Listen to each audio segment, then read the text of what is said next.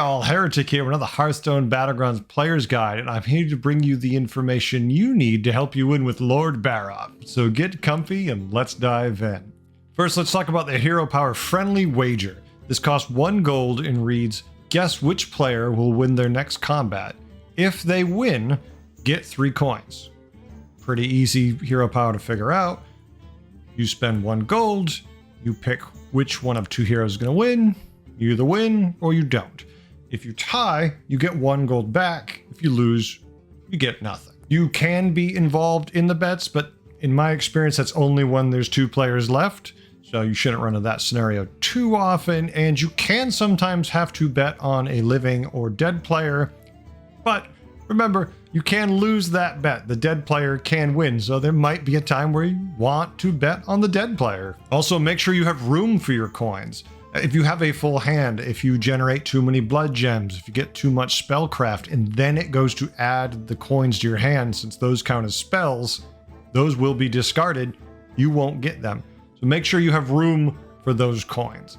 And always try to bet towards the end of your turn. So you want to do this at the end of your turn so you know which of the 2 people fighting is the strongest.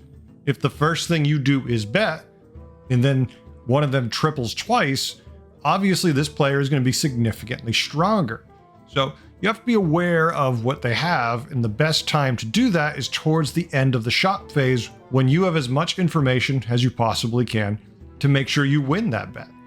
Now, when I'm tiering with Reform, always use Reform Curve. That's which works for me. I feel it flows the best. You can get the best use out of your hero power while tiering competitively.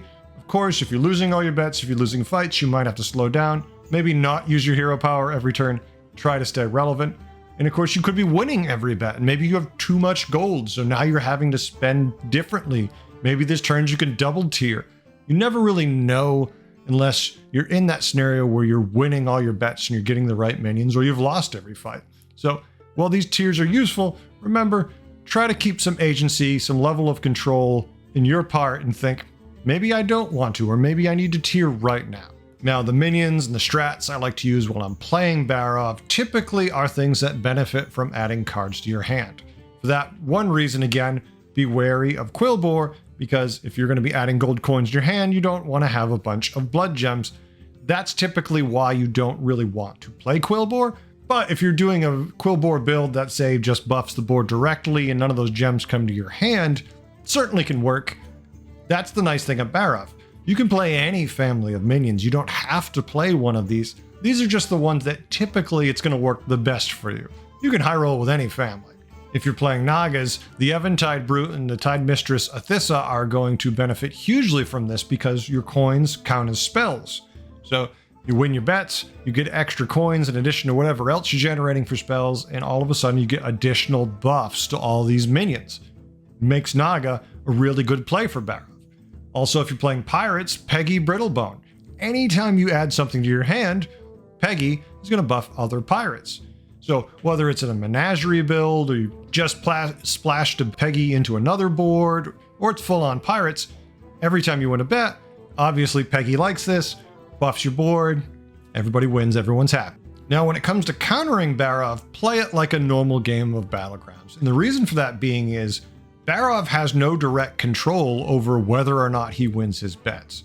Thus, you can't worry about whether or not he wins his bet. You don't even know who he's betting on, and the game doesn't tell you if he wins, loses, or draws. You're in the dark completely until you fight him, and all of a sudden, he's got all the crazy things because he won his bets and he's got tons of extra money. That being said, if you see a Barov player who's tiering aggressively and still winning his fights, he's probably winning all of his bets, and then he's also found some good minions. So, once again, you just counter the board like you normally would. He's going to have some more stats, he's going to have some more economy, but it's not insurmountable by any stretch. Overall, I really enjoy playing Barov. There's a lot of RNG involved with this hero, but remember, you're getting to pick from 2 heroes. Well, if you've fought them before, you have an idea of what they have. If they already had triples, you already are aware what kind of power they have. Maybe they found more triples. Maybe one of their opponents has found no triples, the other one found 4. Probably going to bet on the guy who has 4 triples unless it's turn 10 and he's still tier 2. Maybe not then. So You have to really let each game you're playing dictate what you're going to pick for. There's no easy pattern on what you should do. It's betting. You don't know exactly what they have. That being said, you have some knowledge and you can use that to your advantage and possibly win more bets as you pay more attention to boards that your opponents have and realize who counters who. That's why the more you play, the more knowledgeable you get about the game overall, the better you're going to be at playing Barov. A new player with little to no idea is just blindly betting, probably based on health totals. But someone who's been playing for a while is going to be looking at triples, what tier they are, what turn does a hero usually spike on, did this person spike because I fought him the turn before. There's a lot of different factors that as a more knowledgeable player, you can bring in with your experience to help you win those bets and thus give you a better chance with winning the lobby. Stay tuned, I have more guides on the way. I hope you learned a few things today and had a good time. I know I did. Bye.